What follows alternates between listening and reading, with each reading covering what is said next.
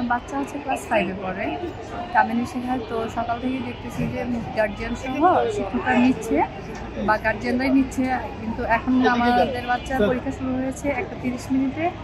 তো এখন সবকিছু বিবেচনা করে ম্যাডাম সহ গার্জিয়ানরা সমন্বয় করে নিচ্ছে, কিন্তু এটা তো এভাবে নেওয়াটা আসলে ঠিক না। যাদের কাছে তাদের করাটাই উচিত বলে মনে করি আমরা। আমি আসছি 1টার দিকে আসছি, এখন এসে দেখি গার্ডিয়ানেরা পরীক্ষার আর একসাথে নিতেছে। এভাবে পরীক্ষা নেওয়া তো কোনো ইয়ে হয় না, যাদের কাজ তারা করলে তো ভালো হয়। গার্ডিয়ানরা তো বাসাতেই পরীক্ষা দিতে পারে, আমাদের বাচ্চা তো আমরা বাসাতে কখন পরপরই পরীক্ষা নিই, এটা কি হইলো? মানে একটা হয়রানি হতো না, আজকে পড়ামুখী কালকে পড়ামুখী এরকম করতে করতে যে গত পরীক্ষাটা মানে বাংলা পরীক্ষাটা ঠিক আছে, এটা বাংলা পরীক্ষা, কিন্তু প্রিপারেশন ছাড়া পরীক্ষা দিতে আসছে। 11:30টার দিকে শুনে পরীক্ষা হবে, এটা একটা হইলো পরীক্ষা?